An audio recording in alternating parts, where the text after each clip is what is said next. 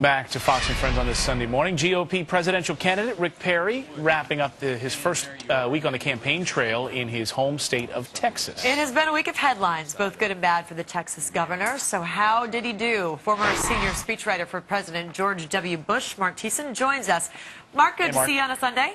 Good morning. How are you? I'm wonderful. How did he do? He did a great job. He is a very I got to follow him all around the state of New Hampshire, and he is a very impressive retail politician. In what way? I think he just the way he engages people, the way he looks people in the eye and talks to them. I mean, I followed him around in a bunch of campaign stops and talked to people afterwards, and they were very impressed with him. So when he was up in New Hampshire and he was getting some yells there in one of those cafes there about have them eat cake, and he was feeling, New Hampshire politicians aren't impressed, or folks aren't impressed with anyone. You got to show me your politics, prove yourself to me. How did he handle those folks? He handled them very well. He ignored the critics when that awful woman who was pushing her child up there to ask him why don't you believe in, ask him why he doesn't believe in science. He just looked that young boy and got low, looked that young boy in the eye and answered his questions respectfully, and I think he made a very good impression on whoever was watching. Yeah, there it is. We're taking a look at that video now, answering the kid was being used as a prop by his mom to feeding him questions about evolution and why he doesn't believe in certain science or something like that. Also, one of the big I think this was probably the big speed bump along the bus tour this week, which was the Ben Bernanke comments, of course, calling him treasonous, and of course treason punishable by death. You had a lot of your former colleagues, Karl Rove and others who used to work for former President George W. Bush, coming out saying it was unpresidential and a mistake. How do you think he handled that? He doesn't appear to be backing off of it. Well, I think, first of all, the issue, it was definitely a gaffe, and I think his team would acknowledge that. But I think also the issue he raised about printing money is one that's important.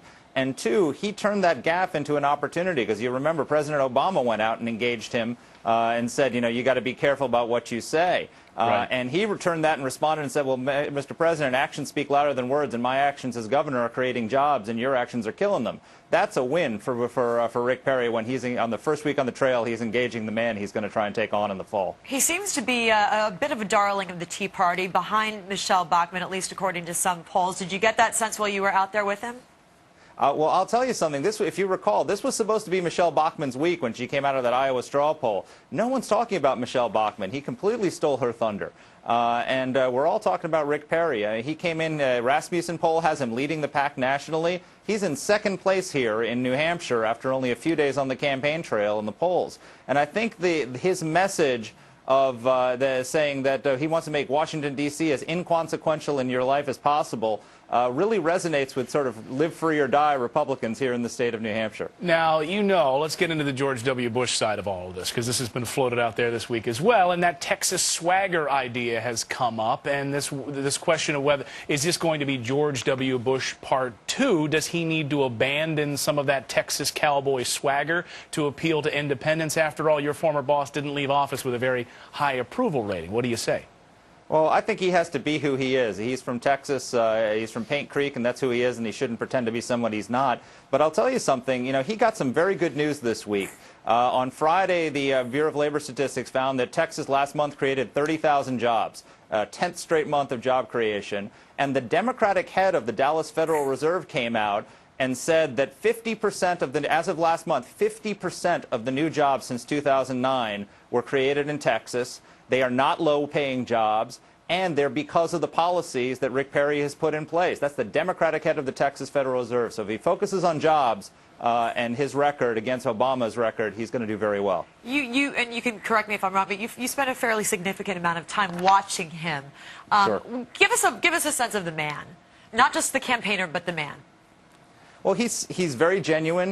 He looks you straight in the eye. He shakes your hand. He makes a very good impression. And I talked to a lot of people who met him in that popovers on the square over in Portsmouth, New Hampshire, and they were all very impressed with him. I met a young Democrat who's an Obama supporter, but came away very impressed, and he said he thinks that he's going to sell with New Hampshire Republicans. And Mark, we'll get you out of here on this. Sarah Palin and all the rumors this week that after Labor Day she may throw her hat into the ring. What are you hearing behind the scenes in the Perry camp? Are they concerned? Are they worried about it? And those Tea Party votes that he seems to be locking up at this moment?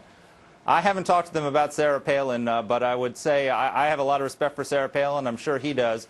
But I think his response will be, if Sarah Palin gets into the race, is that he's the longest-serving governor of Texas. He has a 10-year record creating jobs in Texas, and he'll probably point out that she left office after two years halfway into her first term. Yeah, I think you can count on that. That might come up. All right, Mark Thiessen, great to see you as always. Thanks for joining us on Fox Mark. and Friends. Thank you.